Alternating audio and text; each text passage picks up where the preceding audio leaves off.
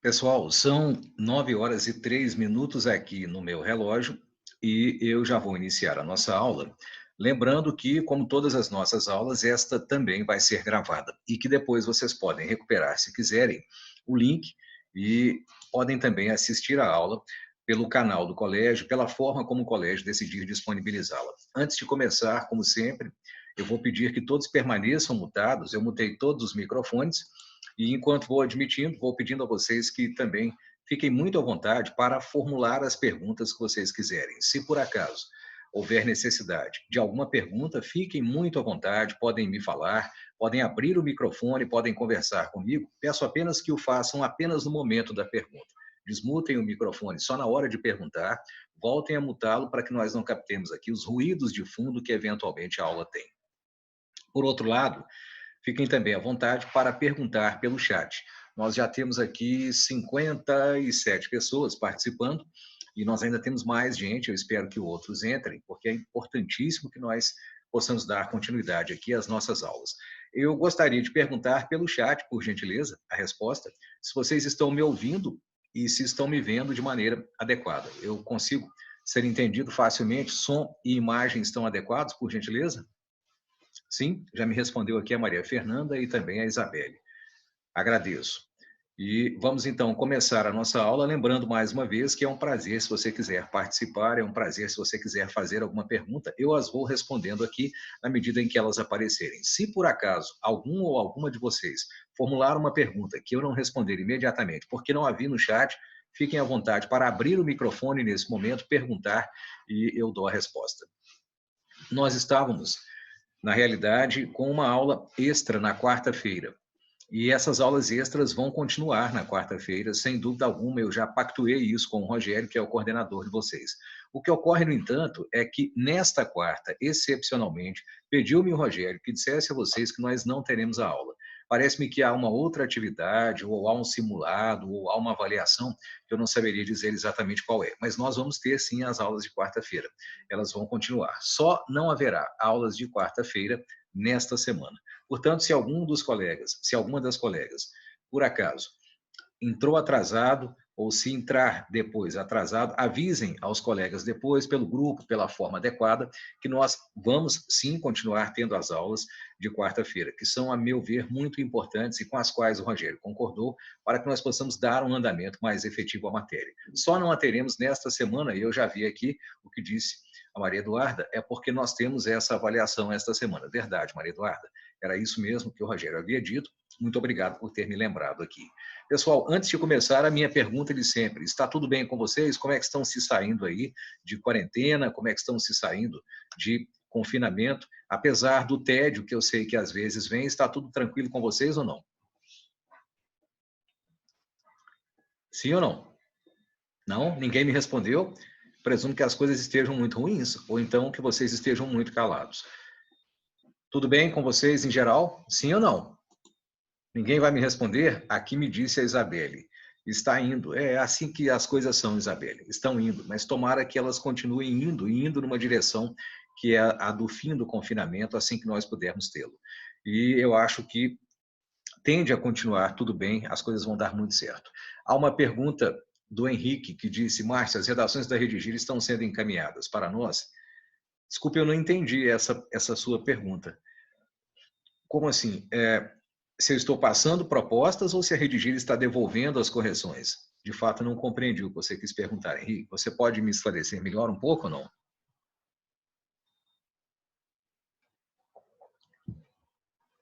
não? Quando o Henrique puder, então, eu esclareço. Eu não sei se ele está perguntando quanto às propostas ou se ele está perguntando quanto aos encaminhamentos. Faz tempo que não temos propostas novas de redações.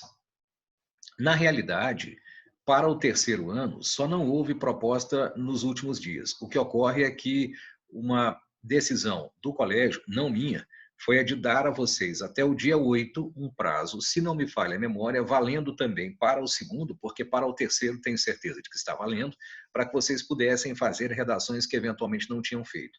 E também por uma outra razão, porque nós precisamos fechar a nota. E a nota precisa ser fechada com uma quantidade determinada de redações. Então, nós iríamos encerrar um ciclo para iniciar o outro. penso eu que nós vamos iniciar outro ciclo já na semana que vem. Com certeza será enviada a proposta de redação. Eu acredito que o faz tempo seja 15 dias, 2 semanas.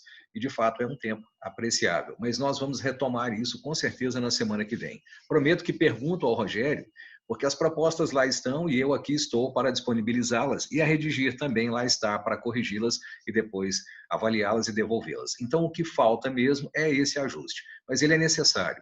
A escola decidiu fazer esse ajuste porque nós temos essa necessidade de nos adaptar de uma forma ou de outra a que as notas sejam lançadas. Nós precisamos definir um conjunto de redações e, a partir delas, extrair a nota que será atribuída a vocês. Creio eu que é isso, não fiquem preocupados, nós vamos receber, com certeza, redações para fazer depois, não há nenhum problema.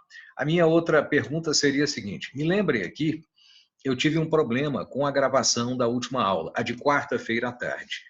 E esse problema impediu que ela fosse registrada. Eu já comuniquei ao Rogério, já comuniquei ao Francisco, mas as demais estão registradas. A última aula, aqui tivemos oportunidade de participar, foi aquela em que falei, se não me falha a memória, da microestrutura do argumento 1 e do argumento 2. Foi isso? Acredito eu que tratei dessas questões lá. Mas eu não me lembro do tema da nossa última aula, a aula de quarta-feira. Será que alguém poderia me dizer aqui? Eu não sei se estava tratando das propostas de intervenção ou se eu ensinei, eventualmente, outra coisa que fosse importante para a situação, que é a situação de intertextualidade. Vocês podem lembrar-me aqui, por gentileza, do que é que nós tratamos na aula de quarta-feira passada, aquela das 14 horas? Vocês perguntaram se vai continuar e que vai continuar. Constituição como intertextualidade. Muito bem. Isso foi na quarta-feira? Eu tive a impressão de que isso foi na terça-feira pela manhã. Foi na quarta? Artigos e intertextualidade. Creio eu que artigos da Constituição. Não é isso, Maria Laura? Os artigos da Constituição que podem ser usados. Isso, muito bem. Essa foi a aula, então, de quarta-feira. E na nossa aula, propriamente dita, na aula da manhã, esta que temos, às terças-feiras, às 9 horas, acredito eu que eu estava tratando, se não estou equivocado, da microestrutura do A1 e da microestrutura do A2. Foi isso, Maria Laura? E outros. Eu, de fato, queria que vocês me lembrassem aqui. Foi isso ou não? Sim? Certo, Isabelle? As que estão me respondendo aqui. Eu acho que era isso que estávamos tratando. Sim ou não? Bom, uma outra pergunta. Eu cheguei a dizer a vocês sobre a microestrutura da introdução e a microestrutura da conclusão, porque de fato não tenho muita lembrança de se isso aconteceu. Essa pergunta em especial, vamos à primeira para não nos confundirmos aqui. A microestrutura da introdução, mas não é só indicar genericamente como é feita. A microestrutura mesmo, frase por frase, mostrando inclusive exemplos de como podem ser feitas as nossas introduções. Cheguei a dizer isso ou não? Vamos, pessoas, me respondam. Estou sendo ouvido aí? Sim ou não? Sim, agora chegaram aqui o Gabriel, o Henrique e a Maria Luísa me disseram. Aliás, a Maria Laura, sim, você tratou. Eu ensinei, então, vocês viram inclusive exemplos, porque eu não me lembrava de ter passado exemplos a vocês daquilo que é a maneira de fazer a introdução. Eu sei que falei genericamente e queria que alguém me respondesse. Vamos fazer isso pelo microfone, porque eu acho que vai ficar um pouco mais rápido do que essas respostas aqui do chat. Alguém, por gentileza, poderia me responder quantas frases tem uma boa introdução? Uma introdução clássica, modelo Enem, para texto dissertativo argumentativo, quantas teria? 3. Já me responderam aqui até sem a necessidade do microfone. Muito bem. Agora uma pergunta específica para eu ver se vocês não esqueceram. A F1 da introdução, ela faz qual papel? Qual é a função lógica da F1 da introdução? Qual seria? Contextualizar. Muito bem, contextualizar. E eu posso fazer nela a minha intertextualidade. Não foi o que eu disse? Foi o que eu observei a vocês. Muito bem, eu posso fazer uma alusão. A alusão é uma das maneiras. Eu posso fazer uma referência, eu posso fazer uma citação, eu posso, de alguma forma, introduzir a intertextualidade, que, como nós chamamos no Enem, é o repertório sociocultural. Muito bem. Um dos locais do texto em que o repertório sociocultural pode aparecer é na F1 da introdução.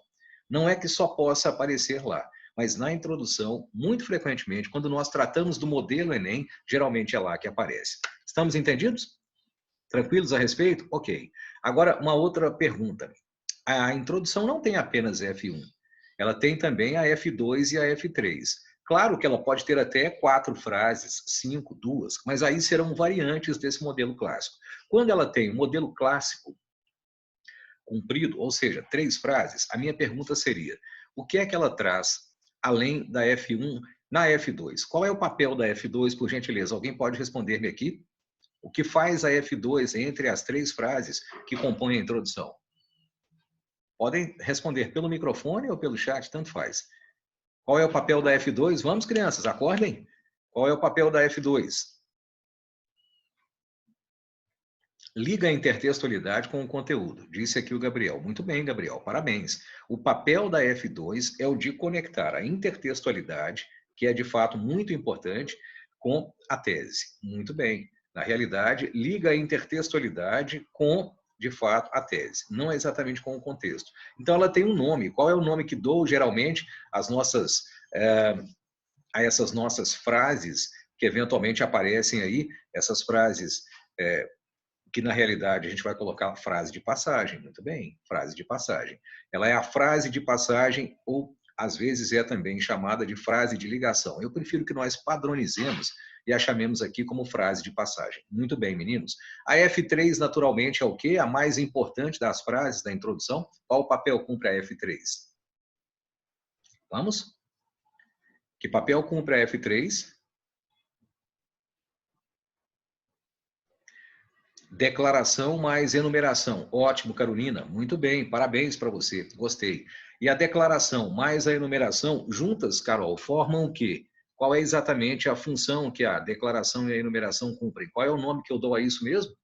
Eu tenho uma expressão para isso. Muito bem, a tese. E eu gosto de dizer que quando a tese tem a antecipação dos dois argumentos, isto é, a enumeração nós a chamamos de tese enumerativa. Ótimo. Muito bem. Eu dei exemplos, então, penso eu, daquilo que configura a tese enumerativa, a frase de passagem. Cheguei a dar exemplos, cheguei a mostrar exemplos. Por exemplo, faço aqui um rápido compartilhamento, peço que vocês atentem para ele. Ele é bem simples e vocês vão ver que não há maior dificuldade. Eu me lembro de falar que dei um tema. Passei essa estrutura que vocês já viram, creio eu, e além de ter passado essa estrutura, eu acho que dei uma interessante referência aqui sobre a questão das leis. Eu já ensinei sobre a Constituição. Eu cheguei a mostrar como fazer essa abertura com a Constituição, com um tema específico. Respondam pelo microfone, por gentileza. Cheguei ou não a mostrar? Sim ou não? Não?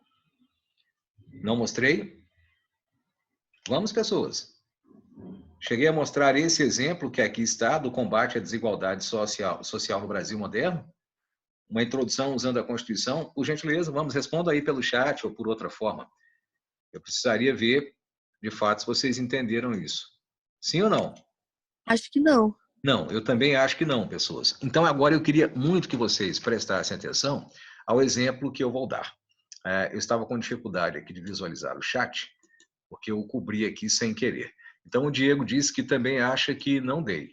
Se vocês acham que não dei, eu vou mostrar isso aqui. Vocês já sabem isso, eu já ensinei. Vamos voltar um pouco apenas aqui para você perceber quais são os elementos. Eu tenho aqui os 3 elementos clássicos dos quais nós estávamos falando. A F1 de uma boa introdução é a frase de abertura. A F2, a frase de passagem, e a F3, a frase enumerativa. Quanto a isso, creio não resta nenhuma dúvida. O que eu queria que vocês percebessem é o seguinte, e aqui eu peço a máxima atenção, não pode cochilar agora. Ao longo do ano, nos nossos próximos encontros, que espero serão não só virtuais, mas também presenciais, e o quanto antes melhor, eu diria que nos nossos próximos encontros é muito importante que vocês tenham uma referência muito significativa. Que referência é essa? Que nós entendamos que a F1, quando eu a disser na introdução, eu estou sempre me referindo à frase de abertura. A F2 é sempre a frase de passagem. E a F3, sempre a tese.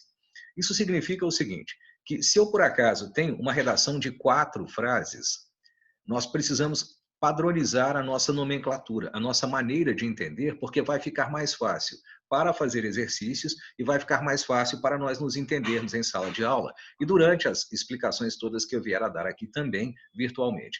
Quando uma redação tem 4 frases, prestem atenção ao que estou dizendo.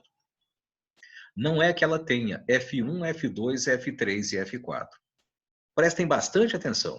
Quando uma redação tiver 4 frases, ou eventualmente até 5 na introdução, o que é bastante raro em textos modelo Enem, não é que ela tenha F4.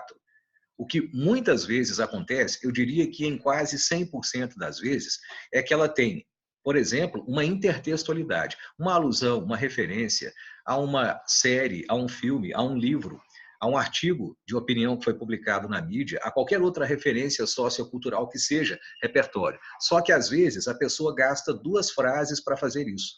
Prestem bem atenção, porque vocês vão precisar disso no exercício que eu vou passar. Então, você vai ter a F1A e a F1B. Entenderam? Quando a pessoa gasta 2 frases para fazer o repertório sociocultural ou a intertextualidade, ela tem a F1A e a F1B, e não a F1 e a F2, porque a F2 é sempre a frase de passagem. Agora imaginem outra situação. Eu tenho uma pessoa que gastou uma frase para fazer a contextualização, que é a alusão ou a referência, ou seja, a intertextualidade. Só que ela passa dessa alusão ou dessa referência a um pensador ou a um conceito direto para a tese. Ela consegue uma forma que existe de passar de uma forma rápida para outra. Eu não vou dizer, então, que o texto tem F1 e F2 apenas. Eu vou dizer que ele tem F1 e F3. Então, quando estivermos analisando redações nota 1000, o que eu espero vai acontecer daqui a pouco, o que vocês vão perceber é que alguns textos pulam da F1 para a F3. Professor, por que não dizer que ele tem uma F1 e uma F2? Repito, porque estamos padronizando a nossa nomenclatura, a nossa maneira de entender e explicar as coisas, para que você perceba, entre outras coisas, que a F2 é sempre a frase de passagem. Agora eu vou mostrar outra coisa. E vou fazer uma pergunta e quero que alguém me responda aqui, me responda a essa pergunta, melhor dizendo, aqui pelo chat ou pelo microfone. Preferiria pelo microfone. Vamos lá, então, a uma situação bem simples. Olha lá que legal. A pessoa faz uma abertura que tenha uma intertextualidade. Por exemplo, referência a um pensador. Faz uma frase de passagem. Depois constrói uma tese. E a tese ela tem a seguinte estrutura. Prestem bastante atenção aos pontos finais. É mais ou menos assim. A sociedade brasileira apresenta uma persistente violência contra a mulher. Ponto. Isso se deve tanto, olha só, isso se deve tanto a fatores culturais quanto a fatores governamentais. Ponto. Terminou a introdução. Ela abre com um pensador, por exemplo, um pensador que fale sobre a violência contra as mulheres.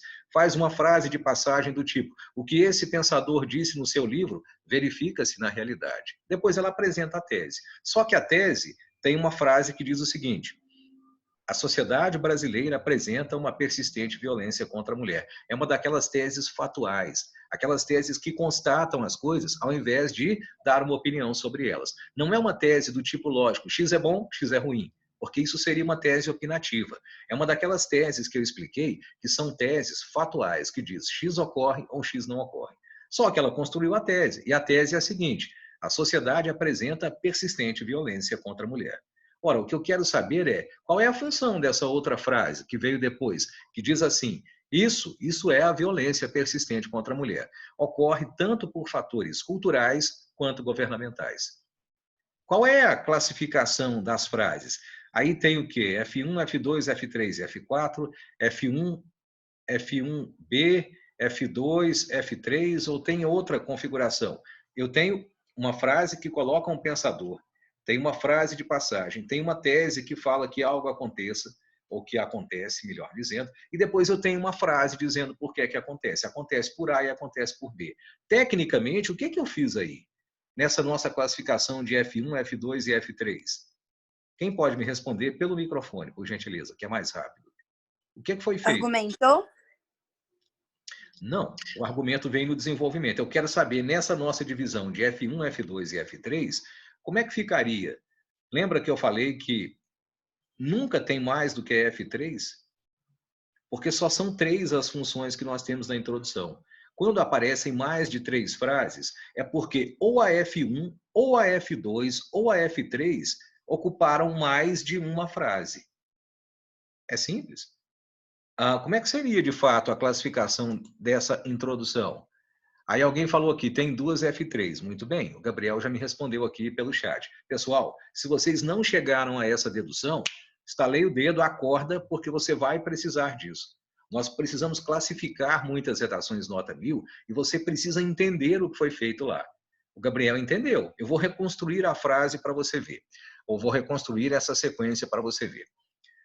O pensador fulano de tal diz que a sociedade brasileira é caracterizada por uma violência contínua. Essa é a F1. Agora olha a F2. Essa afirmação, contida na obra X, se verifica na realidade de muitas brasileiras no século XXI. Ponto. Agora olha a F3. A sociedade brasileira apresenta uma persistente violência contra a mulher. Ponto. Agora vem outra frase, que seria uma F4. Só que ele vai dizer, isso se verifica tanto por X quanto por Y. Ficou claro? O que o Gabriel disse é correto. O que foi feito aí, professor? O que foi feito aí é que a pessoa usou duas frases para fazer a F3. Então, ele tem F3A e ele tem F3B. Ficou claro? Sim ou não? Agora eu vou construir outro exemplo hipotético, ainda com as mulheres, e vocês vão classificar de novo para mim aqui. Olha só essa frase. O pensador X diz que a sociedade brasileira é caracterizada desde sua origem colonial por uma persistente violência entre os segmentos da sociedade. Ponto. Na obra Y, esse pensador detalha a violência que muitas vezes ocorre de forma tanto física quanto psicológica. Ponto. Tal violência não está apenas nas páginas do livro, pois se verifica também na realidade de muitas brasileiras. Ponto. Agora vem a F3. A sociedade brasileira apresenta uma persistente violência contra a mulher, que tanto se deve a fatores culturais quanto a fatores governamentais. Acabei de criar uma possibilidade de introdução, que tem 4 frases. O que eu quero saber é se só existem 3 funções na introdução, modelo Enem, que é a função de abertura, que é a função de passagem ou a função de tese. Então, se eu tenho 4 frases, uma delas foi duplicada. É como se eu tivesse F1A, F1B, F2A, F2B, ou F3A e F3B. A minha pergunta bem simples é essa. Eu quero que alguém me diga, de fato, qual foi duplicada aqui. Há uma resposta da Maria Eduarda. Eu tenho que aqui, nessa frase, ele coloca 2 F3. Se ele colocar 2 F3, a tese foi dividida. Uma frase ficou com a enumeração e a outra ficou com a declaração. Não foi isso que eu fiz aqui, definitivamente. O que eu fiz aqui, acertou a Maria Eduarda, foi duplicar a F1. Porque eu usei 2 frases para explicar o pensador e sua obra. Depois fiz a frase de passagem e ficou tranquilo. Muito bem, tem que ter agilidade para a gente perceber isso, para você perceber que quando tem um modelo lógico, fica fácil classificar as coisas que o Enem faz. Nem sempre na redação nota 1000 você vai perceber exatamente 3 frases. Isso é muito óbvio. Mas o que eu quero que você perceba é que quando você tem 4 frases ou quando você tem 2, você tem variantes desse esquema lógico. Se você trabalha com o esquema lógico, fica muito mais fácil você fazer uma pequena modificação. Você faz conscientemente. Essa era a minha intenção. É o que eu quero que você entenda. Bom, agora eu vou para outra construção. Ainda outra construção que é, e eu peço mais atenção da primeira vez do que da primeira vez. Vejam só, vou dizer assim. O pensador X diz em sua obra Y que a sociedade brasileira foi desde sempre marcada pela violência em muitos segmentos. Ponto. Um ponto final até agora. Agora vejam só o que eu vou fazer. Essa violência se deve tanto a fatores culturais quanto a fatores governamentais. Preste atenção, essa é uma introdução que só tem 2 frases. O pensador X diz em sua obra Y que a sociedade brasileira foi desde sempre marcada pela violência. Ponto. Segunda frase. Essa violência que vitima muitas mulheres se deve tanto a X quanto a Y. Se deve tanto a fatores culturais quanto a fatores governamentais. Ponto. E só existem essas 2 frases. A minha pergunta é, estruturalmente, pensando na estrutura que eu acabei de ensinar, O que esse cara fez? Quem tivesse escrito assim, ele só tem 2 frases. O que é que ele engoliu aí? Muito bem. Aqui tem uma resposta da Maria Eduarda, uma primeira resposta. E a resposta dela eu deixo para daqui a pouco, porque é correta, mas vai além um pouco daquilo que eu perguntei. A minha pergunta, então, seria a seguinte: o que é que ele tirou, especificamente, oficialmente, o que é que ele tirou dessa redação, dessa introdução? Ele tirou a F2, disse aqui o Luiz Felipe. Muito bem, Luiz, é exatamente isso. Ele tirou a F2. E agora, a Maria Eduarda deu a resposta que eu queria ouvir. Eu não sei, eu já há tanto tempo longe de vocês, eu já nem sei mais qual que é a Maria Eduarda. Quem que é a Maria Eduarda, hein? Qual que é a Maria Eduarda? Vou tentar me lembrar aqui, né? Eu pus apelido nela, porque eu ponho apelido em todo mundo. São os meus apelidos carinhosos para eu tentar guardar o nome das pessoas. Depois me digam aqui quem que é a Maria Eduarda. A Maria Eduarda do Ar. Ô, querida, ficou mais ou menos do mesmo tamanho a minha dificuldade. Prometo. Ah, a Dudinha. Ah, sim, agora entendi. Agora facilitou. A Dudinha eu sei quem é. Muito bem. Então, olhem só, que legal. Foi engolida a F2, só que ela não foi bem engolida. O que a pessoa fez foi juntar a F2 com a F3, e foi o que a Maria Eduarda disse aqui. A Maria Eduarda Pires falou isso com muita propriedade. A pessoa engoliu a F2, mas na verdade não é como se tivesse engolido. Ela colocou junto com a F3. Muito bem. Se você entender isso, você já tem um instrumental teórico, você já tem a teoria necessária para classificar todas as introduções que o Enem vem a fazer. Todas elas vão apresentar 3 funções. A função de abertura, que eu também chamei em sala de aula, ainda no nosso período presencial, de contextualização. A função de passagem, que não é obrigatória, que às vezes aparece, às vezes não. E a função de tese, que é obrigatória. 2 funções são indispensáveis, a abertura e a tese. E uma delas é opcional. Geralmente aparece quando os textos são mais bem escritos. Se estamos de acordo quanto a isso, eu estou tranquilo e favorável, porque acho que nós entendemos. Agora eu vou encerrar esse compartilhamento e vou fazer algumas perguntas aqui. Essas perguntas dizem respeito a como eu acho que nós deveríamos, de fato, tratar agora os argumentos.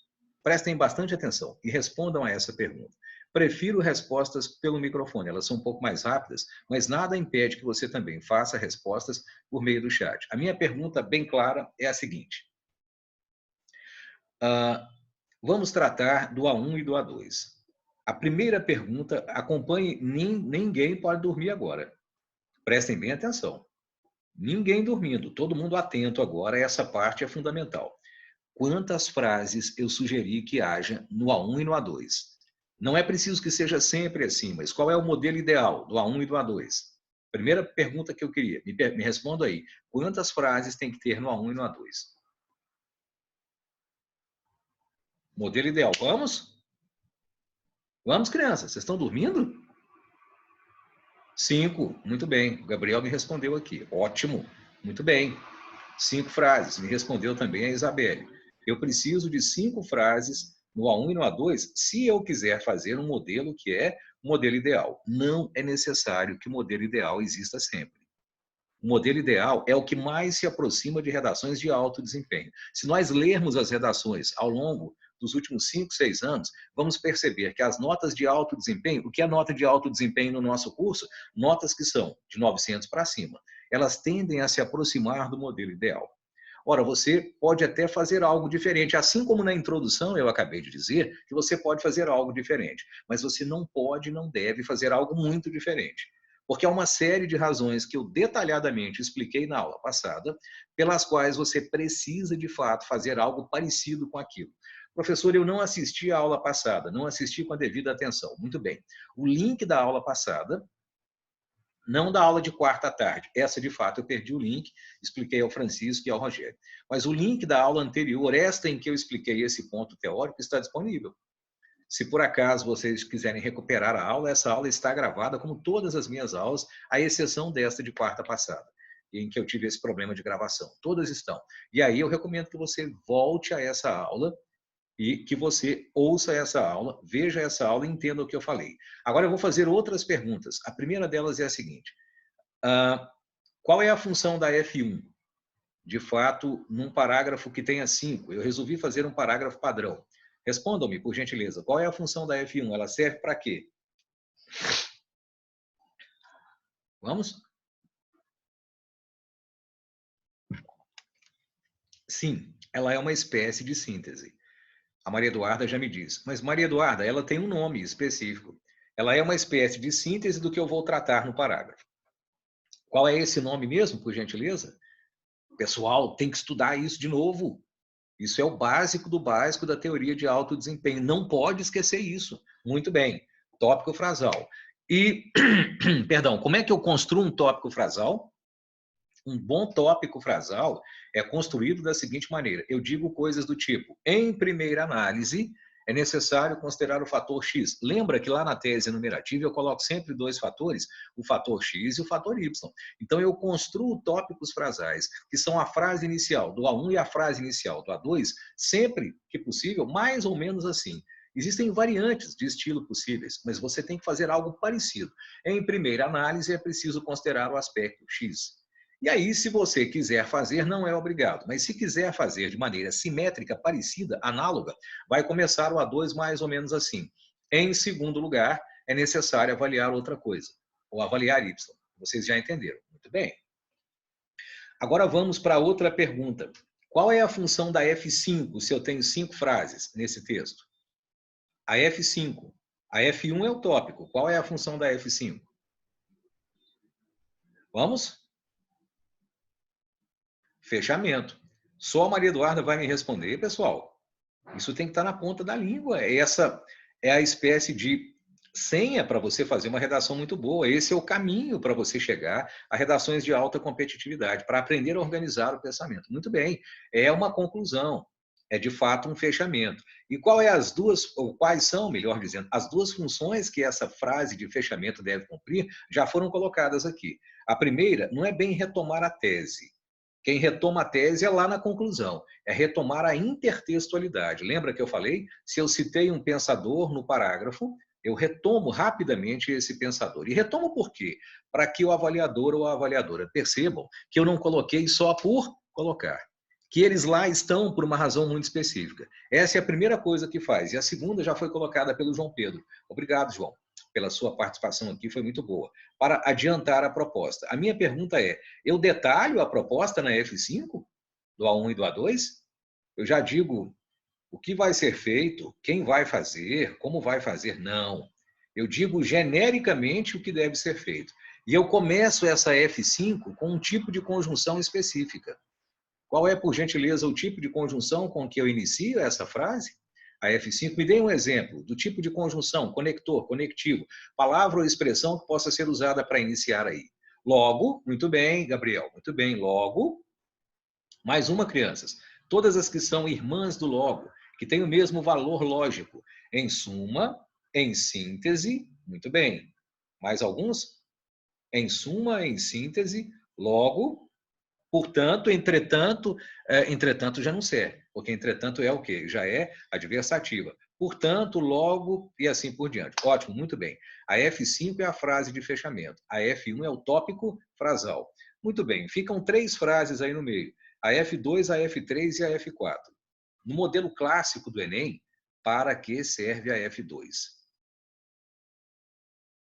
Todavia não cabe, não. A Isabelle está perguntando aqui. Não. Todavia é parente do contudo, é parente do no entanto, do entretanto e do porém. São adversativas, não são conclusivas. Muito bem. A Maria Eduarda de novo me respondeu, mas eu quero outra resposta aqui de vocês. Ela me respondeu bem claramente, mas respondeu para todo mundo, então está no chat já, vocês viram. Qual é a função? É o repertório, que também é chamado, na linguagem que eu prefiro, de intertextualidade. E por que eu digo intertextualidade se é repertório? Porque o repertório aparece no seu texto como intertextualidade.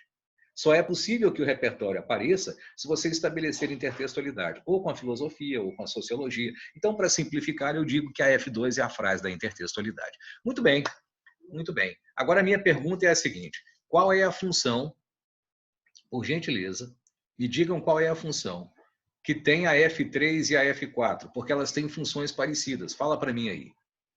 Para que servem F3 e F4 na sequência de 5 frases do modelo clássico do A1 e do A2? Vamos? A Maria Eduarda já me deu uma explicação. Maria Eduarda, o que você me disse aí é uma das maneiras de fazer. Mas fazer o quê? Ah, muito bem, agora apareceu o que eu queria. A própria Maria Eduarda diz, pessoal, presta atenção. No dia em que eu adoecer, a Maria Eduarda vai dar aulas para vocês, viu? Beleza? De boa? Tranquilo? Porque aparentemente ela está podendo fazer isso. Então eu preciso de que vocês fiquem bem atentos aí e fiquem pelo menos parecidos com esse nível de atenção aí. Ninguém tem que ser igual a ninguém. Você tem que ter o mesmo nível de atenção. Não ter atenção não pode, isso é pecado. Não pode. É o único pecado que existe em educação é não querer. Então, vamos só, pode errar o tanto que quiser, mas não pode deixar de querer. Tem que ter vontade. Então, vejam só, ela acertou. São as frases de desenvolvimento. Agora vamos para outra pergunta. Quais são as duas maneiras de fazer a frase de desenvolvimento? Existem dois modos no Enem, mais clássicos. Existem muitos, mas o Enem trabalha principalmente com dois. Muito bem. O Gabriel Silva disse, exemplificação. E ele disse para todo mundo, everyone, aqui ó, no nosso chat. E a Maria Eduarda já havia dito anteriormente. O que ela falou? Que, de fato, eu posso fazer por causa e efeito. Presta atenção. F3 é causa daquilo que você disse na F1. E a F4 é consequência. Outra possibilidade. A F3 é o exemplo 1 e a F4 é o exemplo 2. Professor, e se eu quiser misturar? Pode, com certeza absoluta. Professor, e se eu quiser colocar a intertextualidade, colocar só uma frase depois e depois fazer a de fechamento? Você engoliu a F4. Às vezes acontece no Enem. Professor, e se eu quiser colocar a F3 e a F4 para discutir aquela intertextualidade, mas eu não fiz uma espécie de antecipação da proposta, nem retomei a tese. Você deixou de fazer a F5. Às vezes acontece no Enem. O que é que eu queria que você entendesse? Lá no Enem, crianças, lá no Enem, de vez em quando você vai ver parágrafos que seguem aproximadamente o modelo que eu expliquei, mas não exatamente. Ficou claro? Agora, vejam só o que eu estou tentando plantar na cabeça de vocês. Nossa promessa básica, feita a vocês e feita ao Rogério, e que está sendo mantida mesmo no período de quarentena, se vocês seguirem disciplinadamente, o mais disciplinadamente possível, esse modelo que acabei de ensinar, que é o modelo clássico, vocês vão não só se aproximar, como vão andar juntos com a V. Não há nenhuma dificuldade nisso. Eu garanto a vocês, vocês vão andar junto com a V. Não há por que, de fato, pensar em outra forma. Dá para andar juntos com a V, isso é tranquilo. É bem simples, mas tem que ser disciplinado. No ponto em que nós estamos, a minha recomendação básica é a seguinte: não está na hora, vocês são jovens demais e ainda estão no meio do ensino médio, para dizerem coisas do tipo, eu já tenho meu jeito de fazer. Eu, Márcio, com 47 anos, 25 de ensino de texto e 25 de jornalismo, escrevo texto sempre, eu testo modelos novos todo dia, por que vocês não poderiam testar? Não pode fazer só do seu jeito. Não está na hora de você dizer, eu faço assim. Comece a tentar treinar o que eu estou ensinando. Faça alguns com o modelo clássico. Depois você pode fazer outros, se quiser, sabendo que está fazendo outros. Conscientemente se desviando em alguns aspectos do modelo clássico. Mas aí terá consciência. Não vai fazer intuitivamente, porque intuitivos os parágrafos não chegam ao alto desempenho. Eu preciso fazer diferente, sabendo o que eu estou fazendo diferente. E preciso entender todas as explicações que andei dando a vocês naquela aula passada. Repito, se aquela aula foi perdida ou ouvida com pouca atenção, você precisa voltar a ela. Não há outra alternativa, tem que voltar a ela. Aquela aula passada nossa, da semana em que passou, em que eu expliquei como fazer, de fato, essas coisas. Vejam bem, é muito importante isso. Você tem que entender que há um modelo. Esse modelo a gente tem que respeitá-lo. Acho que está tranquilo. Nós vamos passar agora para uma outra pergunta, a última, antes de olharmos aqui, uma redação. E se por acaso alguém não faz a F5, cometeu um pecado? Não, você ainda pode tirar 1000. Isso não vai mutilar o seu parágrafo A1 ou A2. E se por acaso alguém não colocou o tópico frasal, também não vai mutilar tanto o seu parágrafo assim. Você pode ter outras partes da redação que são lógicas. Mas, repito, o que eu quero de vocês é disciplina.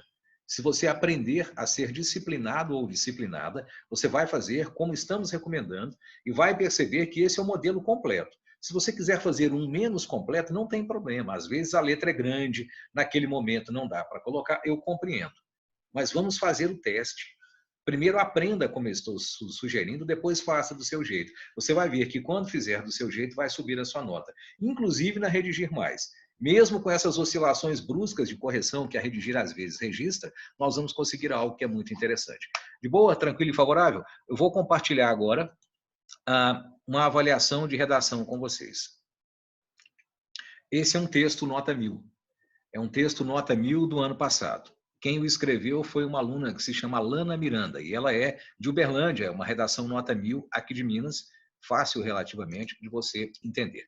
Então, vejam o que ela vai dizer. Eu vou ler com vocês e depois pedir que nós analisemos juntos aqui. Deixa eu só colocar um pouquinho mais. Ok.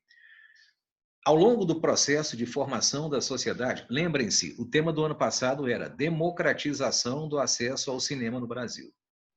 Se estão pedindo que eu fale sobre democratização do acesso ao cinema, é porque não é democrático. Esse era um tema fatual, daquele em que você tem que partir da ideia de que o cinema não é democrático. As pessoas têm menos acesso do que deveriam ao cinema. Então vejam que interessante isso aqui. É bem claro e bem fácil você entender. Só um instante, Gabriel, que eu já respondo aqui, ok? E também vou responder a Maria Eduarda, que fez uma ótima pergunta sobre o A1 e o A2. Mas agora nós estamos na introdução de novo e já estudamos hoje a estrutura clássica da introdução padrão. Ao longo do processo de formação da sociedade, o pensamento cinematográfico consolidou-se em diversas comunidades. No início do século XX, com os regimes totalitários, por exemplo, o cinema era utilizado como meio de dominação à adesão das massas ao governo. Embora o cinema tenha se popularizado posteriormente como entretenimento, nota-se na contemporaneidade a sua limitação social, em virtude do discurso elitizado que o compõe e da falta de acesso por parte da população.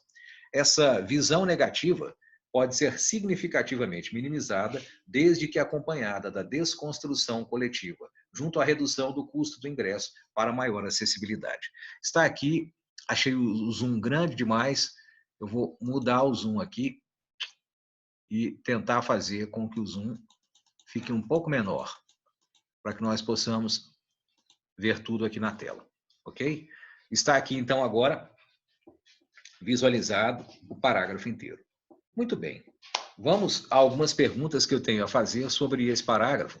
Vamos usar a teoria que eu coloquei aqui. Essas aspas, está perguntando a Maria Eduarda, onde foram fechadas? As aspas não são do autor.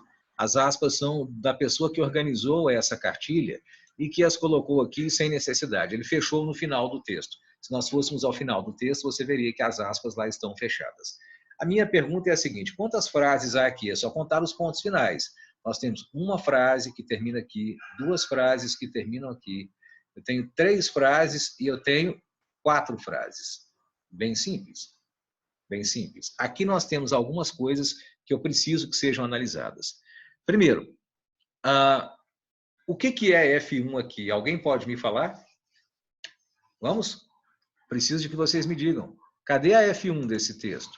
Eu tenho a frase 1, a frase 2, a frase 3, não é isso? São 3 frases aqui. 1, 2, 3, aliás, 4 frases. Desculpa, pessoal. Vamos contar de novo aqui. Depois de comunidades tem um ponto, depois de governo tem um ponto, depois de população tem um ponto e depois de acessibilidade tem um ponto. Eu tenho 4 frases aqui. Mas a gente já sabe que não há uma 4ª função. Só existem 3 funções, abertura, passagem e tese. Só essas funções existem. Nós não podemos nos confundir a respeito disso definitivamente. Muito bem. Então eu tenho o quê, hein? Cadê o negócio aí? O que eu tenho aqui?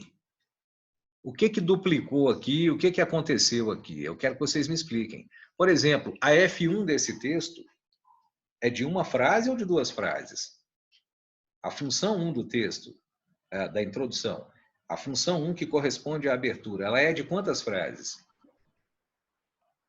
2 frases. É a resposta do Diego. Muito bem. Ele tem 2 F1. Muito bem, Maria Eduarda, e muito bem, Diego. A F1 dele começa aqui, em ao longo, e depois ela chega até governo. Então, ele tem 2 F1, ele gastou 2 frases para introduzir a abertura do texto, ou para fazer a abertura que introduz o texto, melhor dizendo. Ficou claro? A minha pergunta é a seguinte, existe intertextualidade aqui ou não? Respondam pelo chat. Tem ou não intertextualidade aqui? Vamos, crianças. Rápido. Tem intertextualidade ou não tem intertextualidade? Tem alusão histórica, muito bem, muito claro isso. Eu tenho uma alusão histórica aqui, ué. Isso é bem elementar, bem fácil. Eu tenho uma alusão histórica aqui e ninguém tem dúvidas quanto a isso. Ótimo, muito bem. Fico satisfeito que vocês tenham percebido isso. Há uma alusão histórica aqui.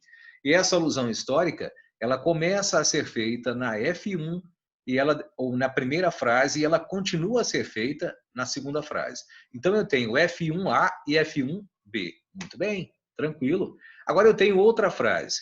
Embora o cinema tenha se popularizado posteriormente como entretenimento, nota-se na contemporaneidade, isto é, no período contemporâneo, a sua limitação social, em virtude do discurso elitizado que o compõe e da falta de acesso por parte da população. Eu nem preciso dizer que o que está colocado em vermelho é a tese. Repitam para mim, por gentileza, essa tese é uma tese opinativa ou uma tese fatual? Vejam a tese, eu vou sintetizá-la para vocês. Nota-se a limitação social do cinema. Limitação social é sinônimo de não democratização. O tema da redação era democratização do acesso ao cinema no Brasil. A minha pergunta, então, é a seguinte. Essa tese é de qual tipo? Ela é uma tese opinativa ou ela é uma tese fatual? Vamos? Sim, o nota-se é utilizado para chamar a atenção do leitor? Na verdade, não. Ele é só usado para introduzir o fato mesmo. O Diego perguntou aqui. A minha pergunta é, a tese é essa. Ela é fatual, pessoas. A Isabelle me respondeu aqui. Para ela ser opinativa, eu teria que ter dito algo como a não democratização do acesso ao cinema é negativa, não é positiva. Aí eu teria uma tese do tipo, X é bom, X não é bom. Mas não é disso que se trata. Não era para isso que essa proposta foi feita. Essa proposta queria que você dissesse coisas do tipo, X ocorre, X não ocorre. O que ele está falando aqui é uma tese fatual. Ai, professor, boiei, sabe? Não consegui saber se a tese é fatual. Volta na sua anotação, pergunta ao colega, ouve de novo a aula que eu dei, e você vai ver o que é uma tese fatual e o que é um tema fatual, o que é uma tese opinativa e o que é um tema opinativo. Isso é muito importante. Bom, perdão. Isso é a tese, sem dúvida nenhuma. Agora, essa tese é ou não enumerativa? É a outra pergunta que eu faço a vocês. Muito fácil de responder. É pergunta quase que com resposta dada. Essa tese é ou não enumerativa? Respondam-me, por gentileza. É enumerativa ou não? Vamos?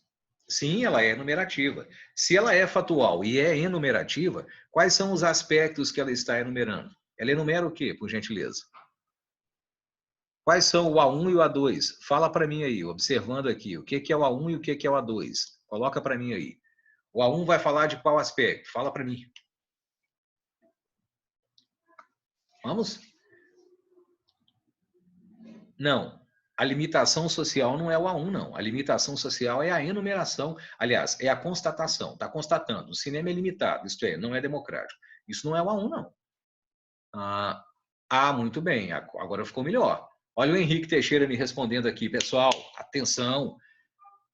Nota-se a limitação social do cinema é a constatação, é o fato.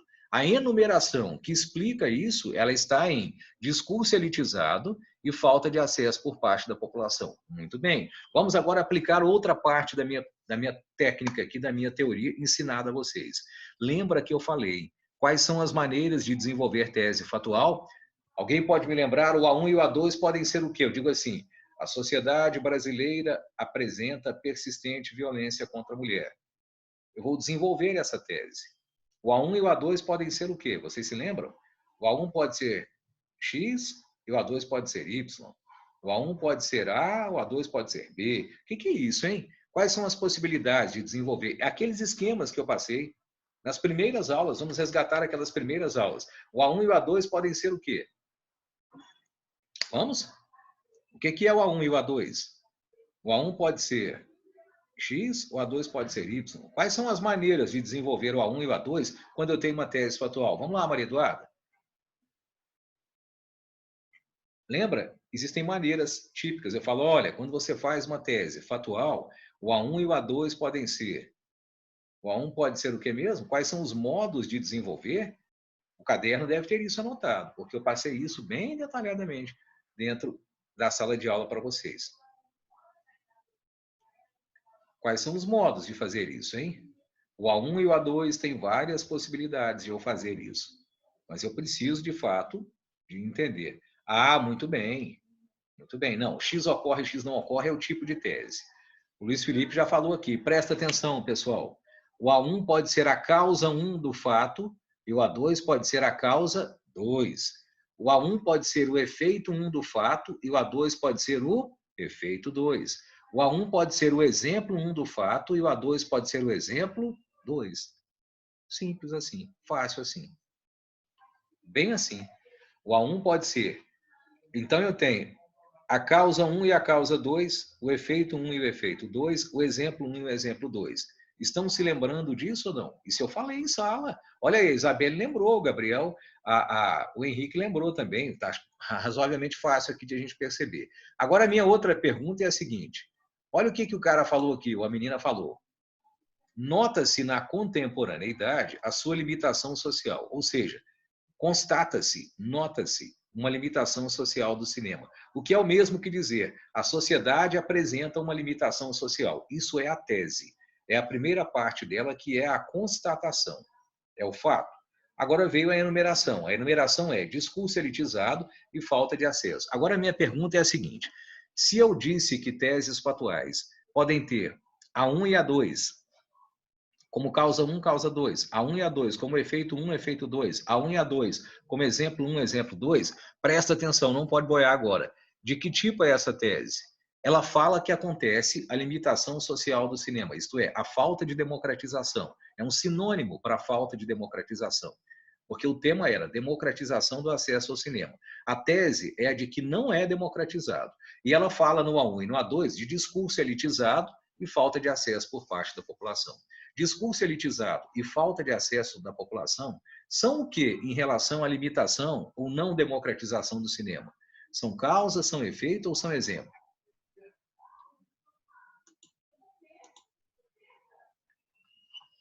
Há uma primeira resposta da Maria Eduarda. Mais alguém tem outra resposta, além dessa ou não?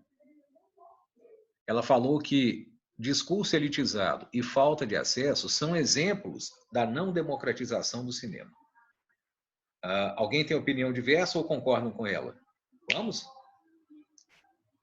Vamos, pessoal. Alguém pensa diferentemente dela? Que quando eu digo acontece X em virtude de A e em virtude de B, A e B são exemplos, é isso? Vamos? Bom, o Henrique concorda. Eu vou fazer outra pergunta. O Gabriel Silva tem uma opinião diferente. Ele acha que é causa. Então, estamos divididos. A Maria Eduarda e o Henrique acham que é exemplo e o Gabriel acha que é causa. Eu posso antecipar que a resposta está entre os dois. De fato, será uma das duas respostas aquela que nós temos que dar. Agora, a minha pergunta é a seguinte. Eu digo a vocês, tive bastante dor de cabeça hoje pela manhã, em virtude da falta de sono, porque dormi mal, e em virtude de ter problemas de vista. A falta de sono e os problemas de vista são exemplos da minha dor de cabeça ou causa da minha dor de cabeça? São causa, a Maria Eduarda respondeu. Então, Maria Eduarda, não posso, querida, pensar que isso é exemplo. Há uma expressão nessa frase da tese que deixa muito claro que ele vai falar de causa. Qual é, de fato, a causa que eu tenho aí para esse problema que está aparecendo? Falem para mim. Qual é a palavra ou a expressão que na tese deixa muito claro que virão o A1 e o A2 como causa 1 e como causa 2? Qual é a expressão que fala, não, só pode ser causa. Ele usou uma expressão aqui que só é usada para causa. Qual seria? Em virtude. Muito bem. Então, o que eu tenho aqui? Eu tenho aqui, não, limitação social é o fato, Maria Eduarda. A causa é expressa pela expressão em virtude. A limitação social é a coisa, o fato, o acontecimento. Ele acontece em virtude de, por causa de duas coisas. A coisa 1 é o discurso elitizado, é a causa 1. E a coisa 2, a falta de acesso por parte da população, é, de fato, a causa 2. É a palavra em virtude de. Reparem que tudo que eu falei, tudo que eu disse a vocês nas aulas, está aqui configurado nessa redação. Bem simples, bem fácil. Agora eu tenho a última pergunta da aula, a última que dá tempo de formular antes de encerrarmos, porque o prazo já vai quase esgotado. Eu disse a vocês que as três funções da tese, perdão, que as três funções da introdução são fazer a abertura, que é o papel da F1. Seja uma frase ou duas, é a F1, é a função 1 da introdução. É fazer a passagem, quando eu quero fazer a passagem, não é obrigatório, às vezes as pessoas fundem, como vocês viram, e é fazer a tese. Ficou claro? Ora, a frase da tese, agora não pode boiar não, olha aqui ó, na tela. A tese é isso aqui, ó. Olha aqui, ó, a tese aqui, ó, destacada por mim. Repararam? Isso é a tese. E isso aqui, essas duas frases, são a F1A e a F1B. Como vimos aqui, ele meio que, na verdade, engole a F2. Isso nós já entendemos. E aí ele vem com a tese. Ora, o problema é que a introdução acaba com a tese. Então, a introdução acaba aqui, ó. Olha aqui. Aqui termina a introdução. Só que ele vem com essa frase que eu destaquei aqui, olha lá. Essa visão negativa pode ser significativamente minimizada, desde que acompanhada da desconstrução coletiva junto à redução do custo de ingresso para maior acessibilidade. Então, o que esse cara fez aqui? Que frase é essa? Porque ela não é nem a F1, ela não é nem a F2 e nem a F3. Ela, de fato, se a gente fosse classificá-la, ela seria o quê? Seria uma F3, não, F3A, ela não pode ser. Ela só poderia ser a F3B, porque a F3A é essa anterior aí. Mas ela não é uma F3A, porque ela não é tese. O que essa frase contém? Fala para mim rapidinho antes de a gente terminar aqui. Essa frase contém o quê? Não é tese mais. Essa visão negativa pode ser significativamente minimizada. Não é tese. O que é isso? Vamos? O que é isso, hein? Ah, muito bem. Olha o Gabriel Silva respondendo. É uma proposta. Ela é uma antecipação da proposta. Mas espera aí, professor. Você não falou que era possível e necessário e desejável antecipar a proposta na F5 da 1 e na F5 da 2? Falei. Então, presta bem atenção. Essa frase que aqui está destacada não serve para nada. Não cumpre nenhuma função importante no seu texto. Não vai ser mais valorizado o seu texto porque você coloca isso. Essa frase que antecipa a proposta na introdução não tem função lógica. Isso é modinha que o pessoal do Nordeste lançou, que o pessoal do Bernoulli em Belo Horizonte copiou e que do Bernoulli se espalhou por várias escolas de Minas. Isso não cumpre nenhuma função estrutural no seu texto. Isso não está presente na maioria das redações nota 1000 e não faz a menor falta. Vai por mim, isso é uma perda de espaço. Lembra o que eu falei? Como nós temos muitas coisas para dizer, temos que cortar tudo o que não é necessário. Você não pode cortar na introdução, eu sugiro pelo menos 3 frases. Não deve cortar no desenvolvimento, eu sugiro pelo menos 5. Mas e se a sua letra é grande? Uma das coisas que você pode cortar, que não faz a menor diferença, é essa antecipação da proposta. Não nego que neste caso foi até bem feito. Observem, ela falou de 2 problemas. A limitação social acontece em virtude, 1, do discurso elitizado, 2, falta de acesso.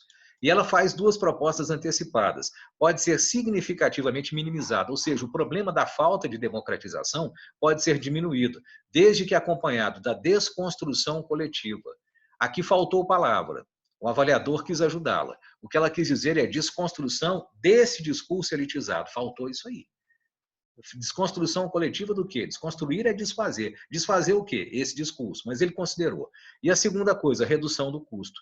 A primeira coisa não é um discurso esquisito, então, a desconstrução coletiva e a proposta para ele. A segunda coisa não é a falta de acesso, porque o preço é alto, então, qual que é a proposta? Redução do custo. Mas isso, repito, não faz muita diferença no seu texto.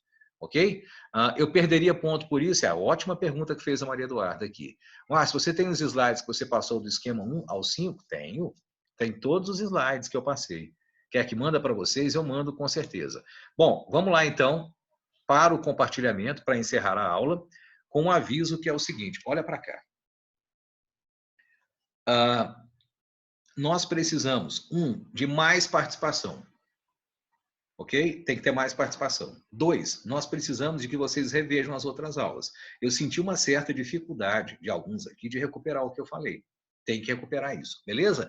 Crianças, não temos a aula de quarta-feira, infelizmente, é avaliação aí, mas eu desejo uma ótima avaliação para vocês, uma ótima semana. Podem interagir comigo se precisarem através do Rogério, podem pedir o que querem para ele, eu vou ver o chat aqui, encaminho as respostas para ele, de tudo que vocês pediram, inclusive esses slides. Grande abraço, boas aulas aí para vocês.